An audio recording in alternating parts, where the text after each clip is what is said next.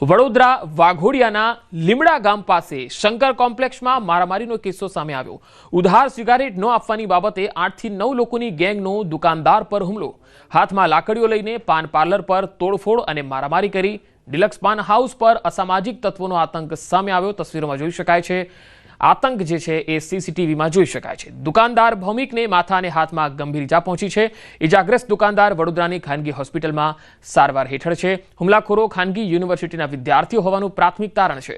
પાન પાર્લરના માલિકના પરિવારની ફરિયાદ બાદ વાઘોડિયા પોલીસે હવે તપાસ હાથ ધરી છે। પરંતુ વડોદરામાં અસામાજિક તત્વોના આ પ્રકારના વિડીયો વારંવાર સામે આવે છે અને આ જે વિદ્યાર્થીઓ છે એ કોઈ ગેંગ છે એની સાથે પણ જોડાયેલા હોઈ શકે છે। જે આ જે અસામાજિક તત્વો છે તેની સાથે પણ જોડાયેલા હોઈ શકે છે। હાલ તો જે પ્રાથમિક તારણ છે કે યુનિવર્સિટી ખાનગી યુનિવર્સિટી છે તેના વિદ્યાર્થીઓ હોઈ શકે છે। વધુ માહિતી મેળવીએ સંવાદદાતા વડોદરાથી હાર્દિક દીક્ષિત જોડાયા છે। હાર્દિક, આ અસામાજિક તત્વો જેવી હરકત એ ખાનગી યુનિવર્સિટીના વિદ્યાર્થીઓ કેવી રીતે કરી શકે છે? તથ્ય શું છે? બિલકુલ દીજો પંકજ, સમગ્ર મામલે વાત કરવામાં આવે તો આજે ખાનગી યુનિવર્સિટી છે તે લીમડા ગામે આવેલી છે અને ત્યાંના વિદ્યાર્થીઓ અવારનવાર વિવાદમાં આવી ચૂક્યા છે। ભૂતકાળમાં પણ અનેક એવા કિસ્સાઓ બન્યા છે કે વિદ્યાર્થીઓની દાદાગીરી જે છે તે થતી થઈ હોય, સામે આવી હોય અને ભૂતકાળમાં પણ પોલીસ ફરિયાદો દાખલ થયેલી છે। ત્યારે આ મામલાની જો વાત કરવામાં આવે તો આખી જે મગજમારી છે તે 2 દિવસ પહેલા થઈ હતી। 2 દિવસ પહેલા મારામારી થઈ, ત્યારબાદ બંને પક્ષે સમાધાન થઈ ગયું અને સમાધાન થયા બાદ જે છે ત્યાં વિદ્યાર્થીઓનું ટોળું ફરી એક વખત જે છે ત્યાં શંકર કોમ્પ્લેક્સ ખાતે આવી પહોંચ્યું હતું અને ત્યારબાદ તેમને વેપારીઓ સાથે માથાકૂટ કરી હતી। ત્યારે બંને પક્ષે સામસામે મારામારીના દ્રશ્યો જે છે તે સર્જાયા હતા। લાંબો હોબાળો ચાલ્યો હતો। આખો જે ઘટનાક્રમ છે તે સીસીટીવીમાં કેદ થયો છે અને જોઈ શકાય છે કે જાણે લુખ્ખા તત્વો હોય, ગુંડાઓ હોય તેમ વિદ્યાર્થીઓ જે છે તે લાકડી અને દંડા લઈને કોમ્પ્લેક્સ છે ત્યાં પહોંચી જાય છે અને વેપારીઓ સાથે માથાકૂટ કરે છે। ત્યારે સમગ્ર મામલે વાઘોડિયા પોલીસે બંને પક્ષે ફરિયાદ દાખલ કરી છે અને બંને પક્ષના જે લોકો છે તેમના વિરુદ્ધ કાયદેસરની કાર્યવાહી જે છે તે હાથ ધરી છે। પંકજ જી હાર્દિક, આભાર સમગ્ર માહિતી આપવા માટે। આ તરફ વડોદરાના માજલપુરમાં રેસ્ટોરન્ટમાં કામ કરતા એક યુવકને અકસ્માત નડ્યો હતો। બાઇક ચાલકે ટક્કર મારતા ગંભીર રીતે ઇજાગ્રસ્ત થયો હતો। હોસ્પિટલમાં સારવાર દરમિયાન દમ તોડ્યો હતો।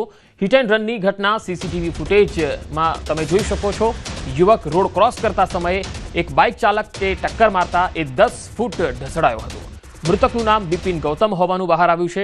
પોલીસે અકસ્માત સર્જનાર યુવકની શોધખોળ હાથ ધરી છે। તમે ફરી એકવાર જોઈ શકો છો આ દ્રશ્યો જેમાં કઈ રીતે અકસ્માત થાય છે। અકસ્માત સર્જનાર જે યુવક છે તે તમે જોઈ શકો છો કેવી રીતે સ્પીડમાં જઈ રહ્યો છે। રેસ્ટોરન્ટમાં કામ કરનાર એક યુવકને અકસ્માત કરે છે આ યુવક બાઇક ચાલક છે જે ટક્કર મારે છે।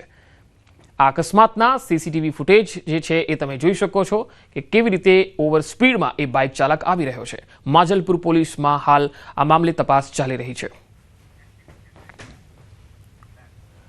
તો વડોદરામાં એમજીવીસીએલના કર્મચારીઓ પર સ્થાનિકોએ હુમલો કર્યો। પૂર્વ વિસ્તારમાં એમજીવીસીએલના કર્મીઓ પર સ્થાનિકોએ હુમલો કર્યો। 2 કલાક જેટલો સમય લાઇટ બંધ રહેતા રહીશોની ધીરજ ખૂટી ગઈ। કર્મચારીઓ પર હુમલા બાદ એમજીવીસીએલ ઓફિસ પર તોડફોડ કરી। એમજીવીસીએલની ઓફિસ પર બારીના કાચ તોડી નુકસાન પહોંચાડ્યું। સમગ્ર મામલે એમજીવીસીએલે બાપોદ પોલીસ મથકમાં ફરિયાદ પણ આપી છે।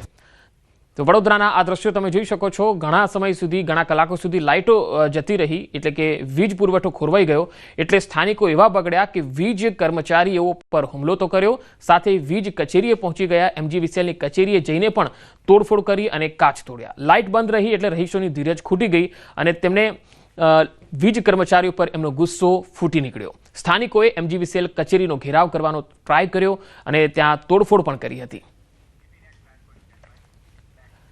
વાત હવે રાજકોટ